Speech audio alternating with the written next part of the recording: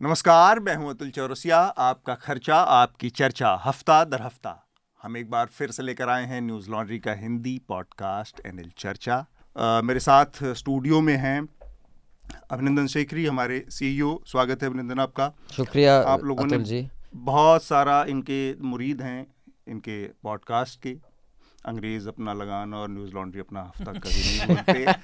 तो मैं बस ये दिखाना चाहता हूँ कि आपके लैपटॉप पे और मेरे लैपटॉप पर भी स्टिकर है, यस, मेरे खर्च पर आज़ाद हैं और खबरें। शार्दुल के आपके लैपटॉप पर भी, हाँ, तो आप भी अपने लैपटॉप पर ये भी स्टिकर लगा सकते हैं। और साथ में शार्दुल भी हैं हमारे साथ। शार्दुल, आपका भी बहुत हेलो। बहुत स्वागत।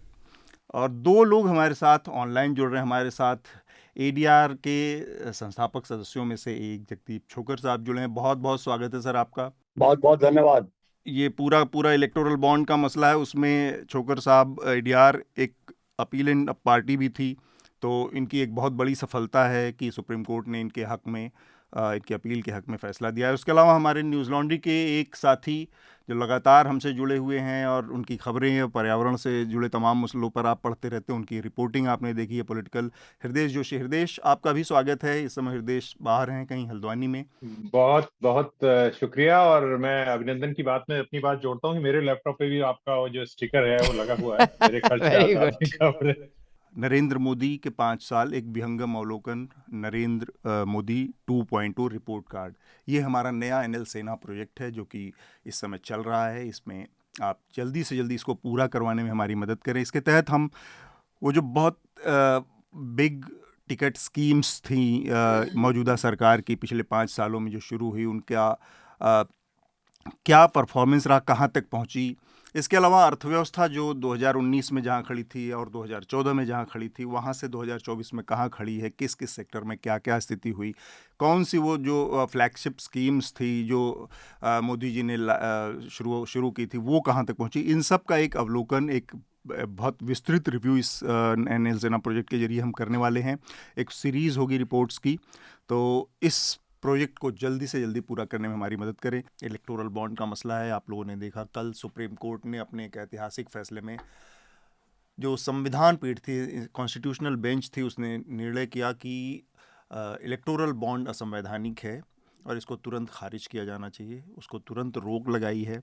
अब तक का जो आंकड़ा है उसके मुताबिक 2022 तक का जो आंकड़ा है उसमें करीब 11,500 करोड़ से थोड़ा ज़्यादा पैसे का इलेक्टोरल बॉन्ड बिक चुका है 2017 से 23 तक के बीच में।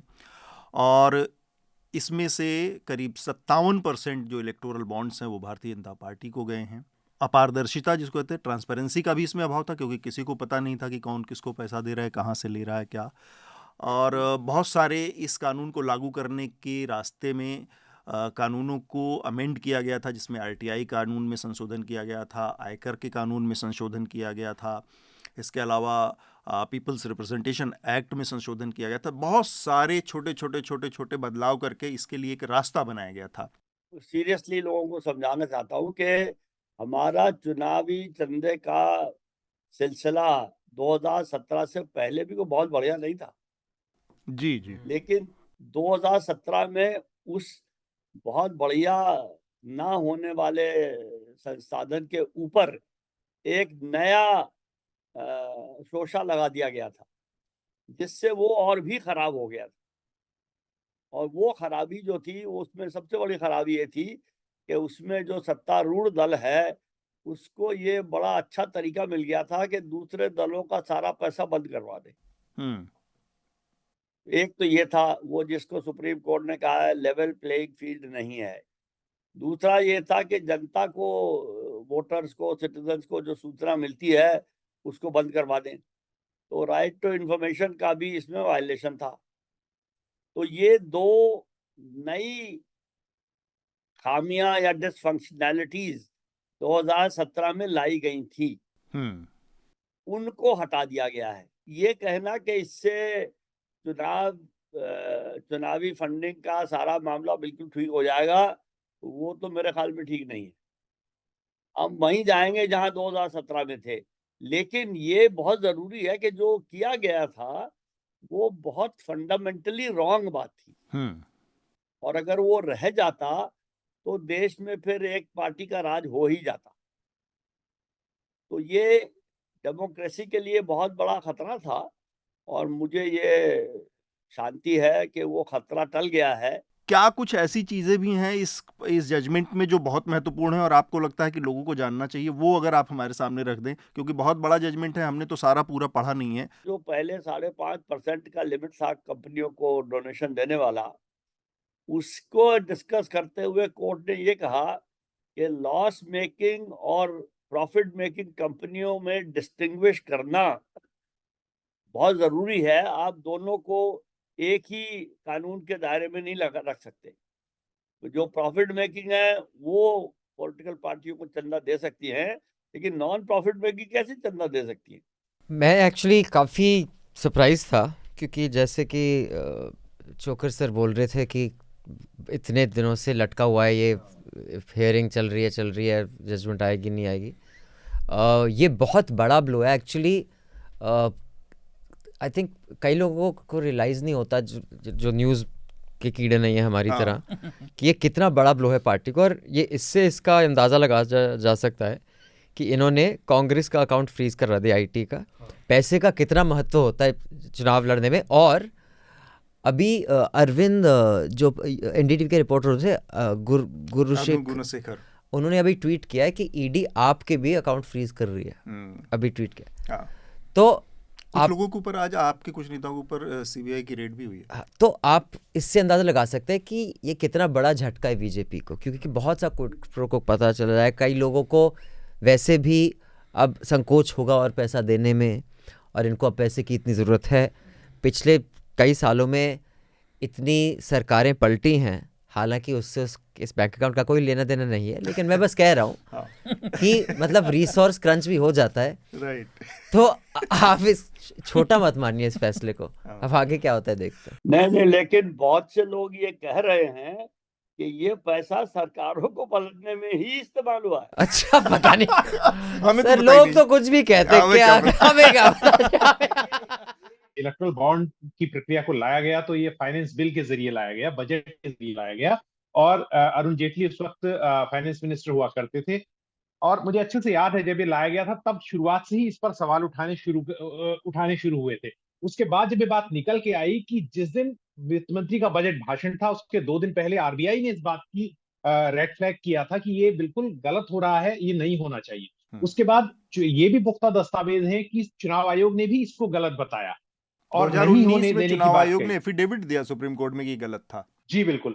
तो उसके अलावा राजनीतिक पार्टियों में भी इसे लेके बहुत डिस्कम्फर्ट था, तो उसके बावजूद अगर सरकार ने इसे किया तो ये वैसे ही असंवैधानिक था। इसका गिरने पर तो एक तरह से एक बहुत बड़ी जीत जो है वो जनता की मानी ये जाएगा। तो वो ये कि अदालत ने ये भी कहा है कि स्टेट बैंक ऑफ इंडिया तुरंत बंद कर दे अब बेचने, जो बॉन्ड अभी तक भुनाए नहीं गए हैं उन्हें वापस करे, और 6 मार्च तक जितने भी बॉन्ड बिके थे उन सबको अपने वेबसाइट को पब्लिक करे, और फिर उस 6 मार्च के एक हफ्ते बाद चुनाव आयोग को अपनी वेबसाइट पे ये सारा डेटा पब्लिक करना है कि किसको, किस पार्टी को कौन सा बॉन्ड मिला। ये होगा क्या? ये that's what I want to know. ये भी देखने वाली बात होगी जगदीप जी कि जो डेटा आएगा, क्या वो टेबुलेशन उसका बहुत इंपॉर्टेंट है, वो किस तरह से डेटा दिया जाएगा आम पब्लिक को, या उसमें इन्वेस्टिगेटिव जर्नलिस्ट को फिर लगना पड़ेगा किसने पैसा किसको दिया। डिनोमिनेशन और इलेक्ट्रल बॉन्ड की जानकारी तो होगी, बट हु अवेयर दैट, वो 1 करोड़ का बॉन्ड किसके पास गया और 500 का या 1000 का या 10,000 का बॉन्ड किसके पास गया, ये जानकारी कैसे आएगी, उसका टेबुलेशन कैसे होगा, वो इंपॉर्टेंट रहेगा। बिल्कुल रहेगा, और उसमें इन्वेस्टिगेटिव जर्नलिस्ट को से पहले हमारे जैसे लोग काम करेंगे। ठीक बात। सारा काम हमने कर लिया, मक्खन खाने के लिए इन्वेस्टिगेटिव जर्नलिस्ट मीडिया भी ना अकाउंटेबिलिटी इतनी अग्रेसिवली नहीं मांगता पॉलिटिकल पार्टी से, क्योंकि अब हम पर आईटी का रेड पड़ा, जो पड़ा, मैं तो बोलता हूँ न्यूज़ लॉन्ड्री ने किसी भी और मीडिया हाउस या पॉलिटिकल पार्टी से पहले 2012 में अपने वेबसाइट पे लिख दिया था कि किसकी कितनी ओनरशिप है, क्या कॉन्फ्लिक्ट ऑफ इंटरेस्ट है। जब ओमदियार ने हमें 3.25 करोड़ दिया, हमने बोला ओमदियार ने 2014 में हमें 3.25 करोड़ रुपए दिया, जो भी, या 2014-15 जब भी वो पास हुआ, कि हम तो अपनी वेबसाइट पे डालते हैं। आज आप किसी मीडिया हाउस से पूछ लो तुम्हें केजरीवाल सरकार से कितना पैसा मिला, योगी आदित्यनाथ से कितना पैसा मिला, कितना वो देंगे क्या? वो खुद ही नहीं देंगे। वो पॉलिटिकल पार्टी से क्या मांगेंगे? तो किसानों का जो मुद्दा है एमएसपी का, आपको याद होगा जब पिछली बार किसान आए थे और 2021 में वापस गए यहाँ से, उसके बाद कई सारी संभावनाएं इसमें थी कि भाई कई सारे समझौते हुए थे, जिसमें एमएसपी का एक बड़ा मुद्दा था कि सारी फसलों के एमएसपी तय करेगी सरकार। वो सारे वादे पूरे नहीं हुए। इसके अलावा एक बहुत बड़ा मुद्दा था कि जो किसानों के ऊपर एफआईआर दर्ज हुई हैं बहुत सारी इस पूरे आंदोलन के दौरान, वो सारी वापस ली जाएंगी। वो सारे मामले भी वापस नहीं लिए गए। इनफैक्ट उन सारे मामलों में अब लोगों को बुलाया जाने लगा था। पिछले 6 महीनों के दौरान किसान आंदोलन के दौरान जो एफआईआर दर्ज हुई थी उसमें लोगों को कॉल किया जाने लगा, सम्मन भेजा जाने लगा था। तो ये सारी स्थितियाँ हुई। किसान एक बार फिर से दिल्ली की तरफ कूच करने का फैसला किया उन्होंने और विरोध प्रदर्शन शुरू हो गए। इस समय वो पंजाब और हरियाणा का बॉर्डर है जिसको शंभू बॉर्डर कहते हैं, अंबाला और पटियाले ज़िले की सीमा लगती है वहाँ पर, वहाँ से पंजाब और हरियाणा अलग होते हैं, वहाँ पर पहुँचे हुए हैं। वहाँ से दिल्ली आने में अभी वक्त है, वहाँ पर रोका गया है उनको। 3 राउंड की बात हो चुकी है, कोई खास बातचीत में प्रगति नहीं हुई है सरकार से, केंद्र सरकार से और किसानों के प्रतिनिधियों से। चौथे राउंड की बातचीत 18 तारीख को होनी है। सरकार से किसान जो है वो एमएसपी की एक लीगल गारंटी मांग रहे हैं। वो कह रहे हैं कि आप हमें कानूनी रूप से ये गारंटी दे दीजिए कि इसका एमएसपी इतना होगा। तो लोग जो सरकार के समर्थन में है वो ये ऐसे आर्टिकल लिख रहे हैं और ये कह रहे हैं कि सरकार तो एमएसपी बढ़ा ही रही है, हर बार एमएसपी बढ़ा रही है, विच इज हाफ ट्रूथ।